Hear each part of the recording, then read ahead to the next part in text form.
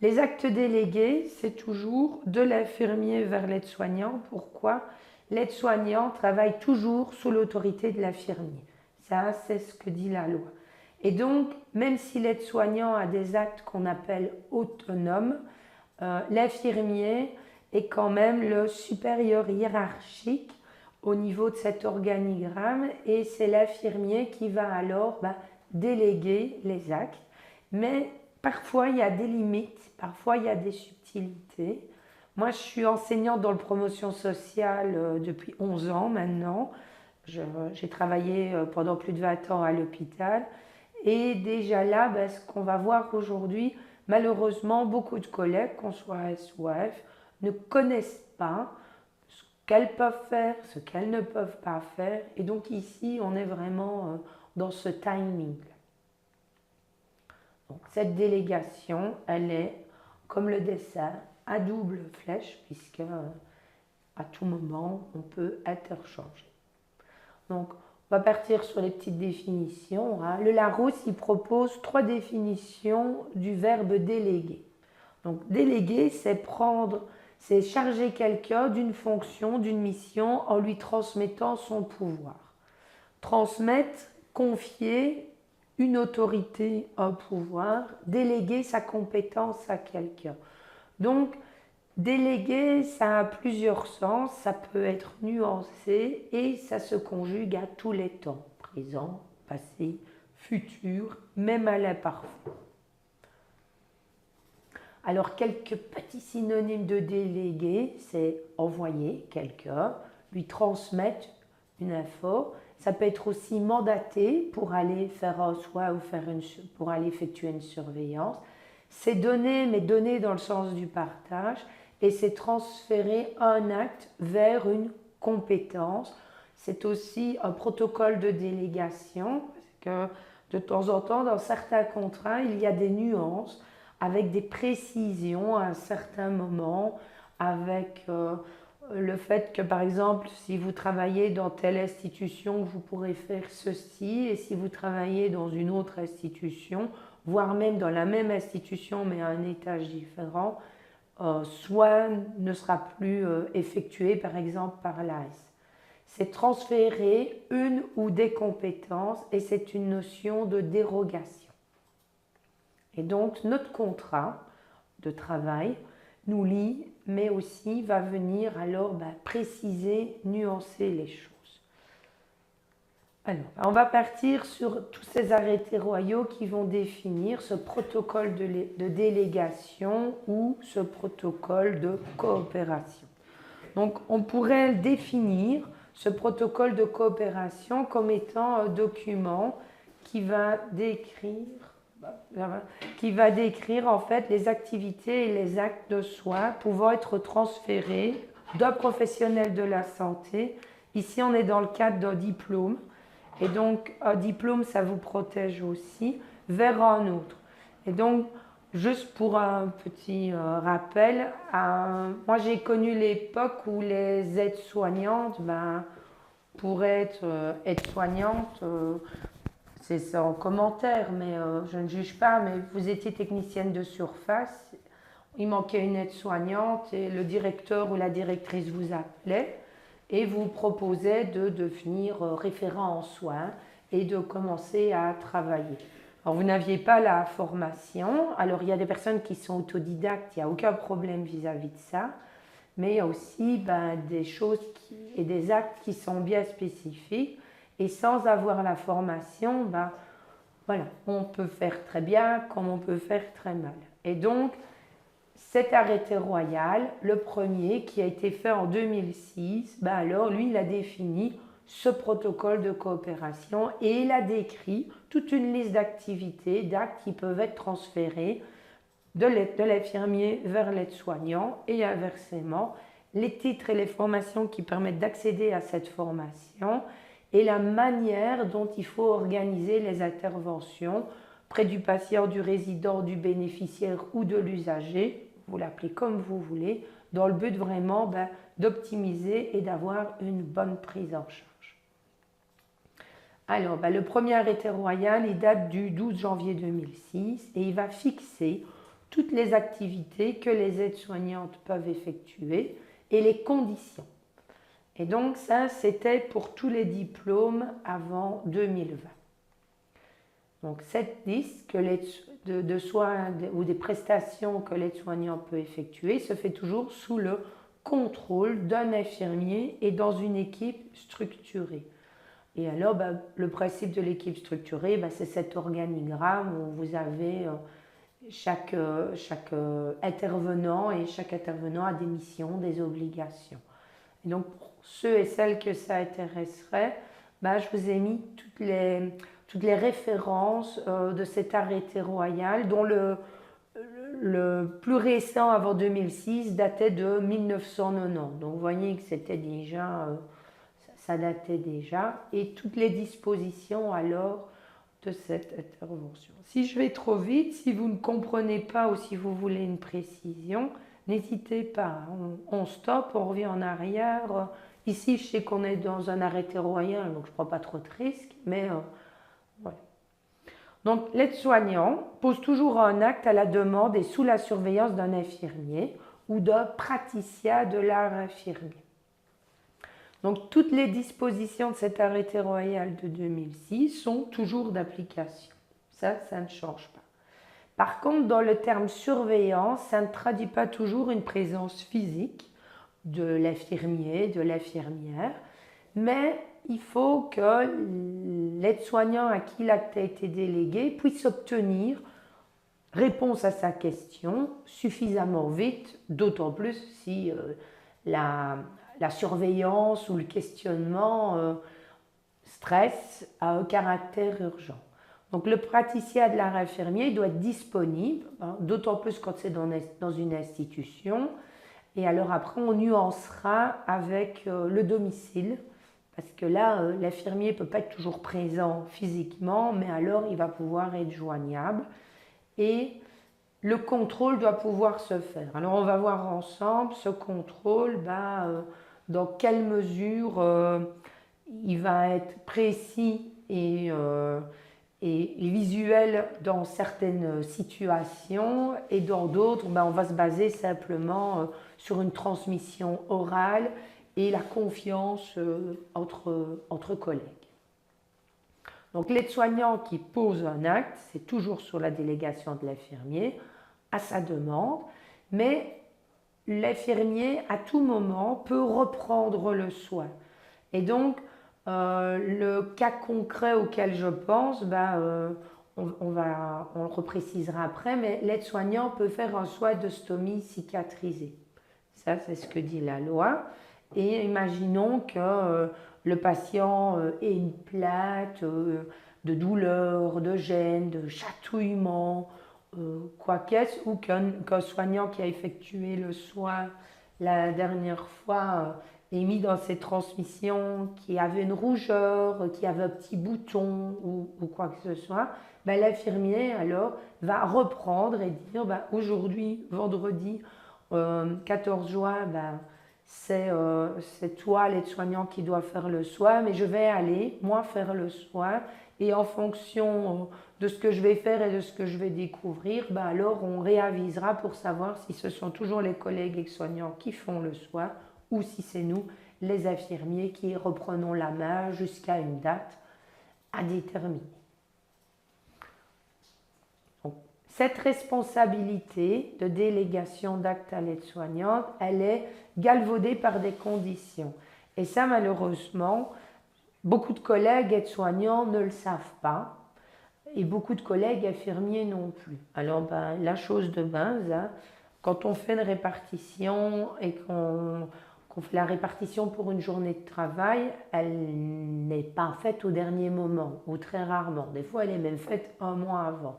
On serait quand même fort riche, nous les infirmières, de deviner aujourd'hui ce qui va se passer le mois prochain à cette date-ci. Mais même là-dedans, dans cette délégation de planification, il y a quand même une petite responsabilité et des devoirs à avoir. Et déjà là, à la base, il y a déjà un petit souci.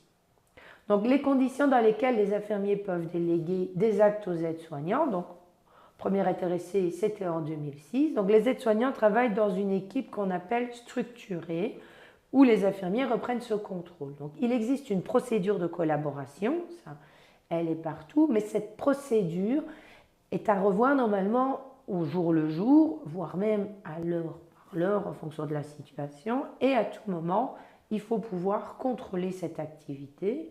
Cette notion d'équipe structurée, ça va garantir la continuité et la qualité des soins.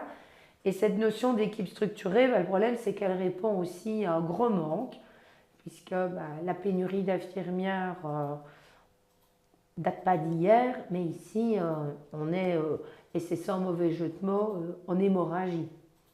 Moi, j'ai des institutions avec lesquelles je travaille. Je suis prof dans une école à Liège et ils ont dû revoir toute leur organisation par manque d'infirmières pour ne pas épuiser ni tuer celles qui sont toujours en place. Ils ont dû revoir toute l'organisation de la maison de repos, réengager des aides-soignants et revoir la manière de faire pour essayer que tout le monde puisse travailler dans de bonnes conditions et que cette équipe structurée qui a été revue, qui a été réadaptée, puisse toujours continuer, survivre et promouvoir des soins de qualité. Donc, l'équipe structurée doit garantir cette continuité et elle organise une concertation autour du sujet qui est le patient, puisque c'est chaque fois le patient qui est au cœur des soins. Et alors, on va évaluer et encore, si nécessaire, alors réadapter. Donc dans ce contrôle, on entend le fait que l'infirmier veille à ce que les soins soient faits, que les activités d'éducation à la santé soient effectuées dans tout ce qui est prévention, par exemple, et tout ce qui est activité logistique que doit faire aussi l'aide-soignant soit aussi réalisé de manière correcte. Le nombre d'aides-soignants qui peut travailler sous le contrôle d'un infirmier dépend des effectifs prévus. C'est très complexe. Il y a une question aussi de stabilité d'état du patient, il y a une question aussi de confiance. Il est clair que nous, les infirmiers, on doit avoir confiance en nos collègues aides-soignants, mais cette confiance, elle se mérite dans les deux sens. Si vous vous sentez chaque fois fliqué par moi quand on travaille ensemble, voilà. Si je vous fais trop confiance et s'il y a un problème, ça peut aussi poser problème. Donc, on va rester dans un contrôle qui est indispensable, mais des fois qui doit être raisonné. Donc, le principe du contrôle, c'est aussi de nouveau un arrêté royal. Et alors là, c'est très précis. Donc, l'infirmier veille à ce que les prestations de soins soient correctement effectuées. Donc, toujours cette notion d'éducation à la santé aussi. Mais l'aide-soignant qui est responsable du soin, il est responsable de l'exécution du soin dans les bonnes conditions, dans un protocole qui a été demandé et qui va être suivi. Et cette présence de l'infirmier dans l'exécution des tâches n'est pas obligatoire de corps. Donc, on va, en nuançant ça, ça veut dire que de toute façon, l'infirmier, c'est pas Vishnu, il ne sait pas se diviser en 8, mais ça veut dire qu'il n'a pas besoin nécessairement d'être l'un dans toutes les chambres. L'infirmier a aussi des soins à effectuer, des obligations.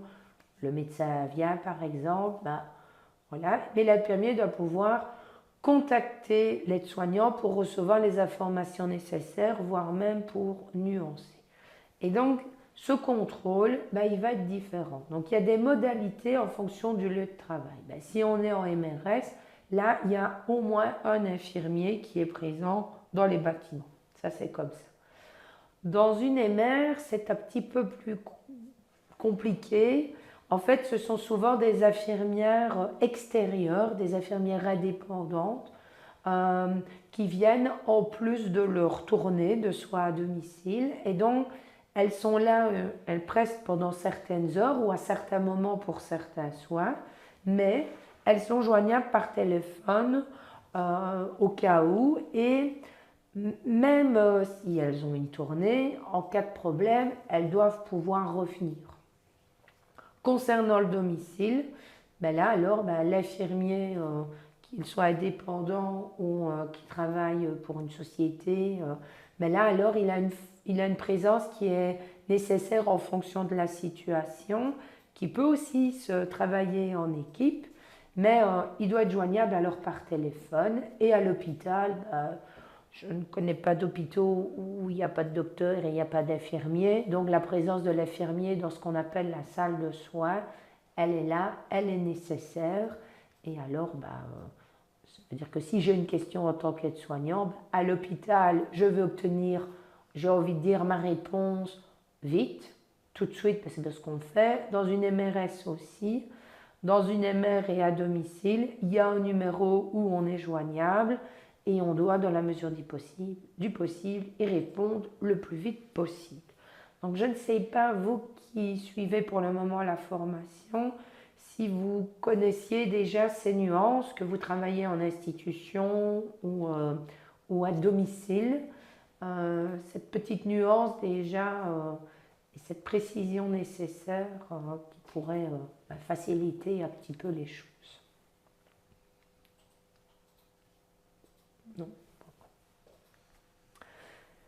Alors, on a parlé du contrôle. Donc l'infirmier, il doit être accessible immédiatement pour pouvoir répondre à la question de l'aide-soignant et pouvoir lui proposer ce qu'on appelle un support indispensable. Donc ça veut dire pouvoir lui expliquer à partir d'éléments, de matériel. Je vais vous donner un exemple. Vous êtes infirmière à domicile, vous déléguez le suivi de la glycémie d'un patient à une collègue aide-soignante et vous, quand vous arrivez en tant qu'infirmière, l'aide-soignante a déjà fait la glycémie, a déjà fait la toilette de l'usager ou du bénéficiaire. Et vous, alors, en tant qu'infirmière, vous venez, en fonction du résultat, pour faire l'insuline ou donner des conseils aux patients. Et ça veut dire que s'il y a du nouveau matériel, il faut que vous puissiez l'expliquer à l'aide-soignant. Donc, soit vous venez un peu plus tôt un jour pour lui expliquer comment ça va, soit vous êtes joignable par téléphone pour lui expliquer. Et avec les nouvelles choses modernes, vous pourriez faire une petite vidéo, vous filmez en utilisant ce nouvel appareil à gluco et au cas échéant, elle l'utiliserait quand elle en aurait besoin. Donc l'aide-soignant, il collabore toujours dans les limites de sa qualification et de sa formation. Et alors, il est tenu de remplir en temps et en heure et correctement un dossier infirmier personnalisé qui doit être tenu à jour. Alors, en fonction des lieux, soit c'est l'aide-soignant qui remplit directement les soins qu'il a effectués ou les surveillances, soit donc par écrit, soit il le dit oralement à l'infirmier responsable et c'est l'infirmier qui note ou qui tape en fonction du type de document. Donc, l'infirmier en chef ou l'infirmier responsable à l'hôpital, il assure la bonne coordination des activités, mais pareil en maison de repos, entre l'infirmier et l'aide-soignant et délègue les tâches. Lorsqu'on est dans une équipe qui est composée à la base, il y a cette notion de pouvoir faire ce contrôle et donc ça va pouvoir s'appliquer. Il est clair que si vous avez une infirmière en institution qui est toute seule pour 5 étages, et qu'en tout, il y a 140 résidents, on se rend bien compte que ce contrôle, il va être compliqué à faire. Et donc, il y a cette notion de confiance. Il y a des plans de soins avec des protocoles tout faits, avec des trames à suivre. Et puis alors, après, il y a une concertation. On a des réunions pluridisciplinaires pour pouvoir alors se réadapter. Et chaque jour, la direction infirmier, l'infirmier en chef ou sa remplaçante, va éventuellement réadapter ce protocole ou cette manière de travailler en fonction de l'évolution de la situation. Et l'infirmier et l'aide-soignant tiennent à jour le dossier. Et donc, il y a aussi cette notion de formation continue. Si vous êtes ici, c'est une formation continue aussi. Et donc, voilà. Plus on reste au courant des choses et de l'évolution, plus on est à même de faire du travail de qualité. Si vous avez toujours les normes des glycémies qui datent de 1975, vous allez vous retrouver en porte-à-faux avec vos collègues. Beaucoup de choses ont changé depuis 1975, on est déjà passé à un autre siècle, ça c'est la base. Mais voilà, les choses ont évolué, les normes ont évolué, les normes de la glycémie, de la tension. Moi, j'ai connu, quand j'étais jeune diplômée, les patients qui prenaient du Satron, qui est un anticoagulant, ils avaient un petit carnet avec des aliments qu'ils ne pouvaient plus manger. Des fois même, le régime était assez restrictif.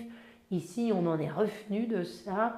Ils ont des conseils alimentaires, des propositions alimentaires. On leur demande de ne pas cumuler des aliments comme le melon, la fraise, les épinards le même jour, mais on n'empêche plus les patients qui prennent du Satron de manger des épinards. Et ça date d'il y a longtemps.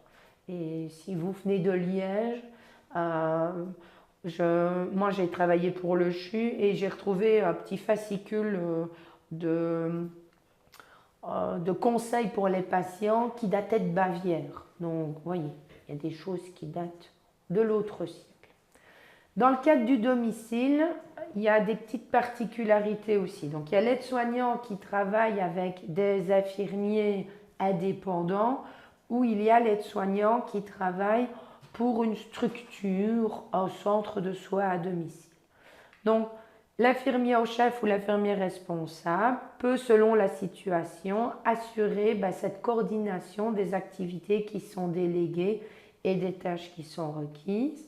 Si vous êtes aide-soignant et que vous travaillez avec des infirmières indépendantes, la loi dit qu'il faut minimum 2 infirmiers à temps plein.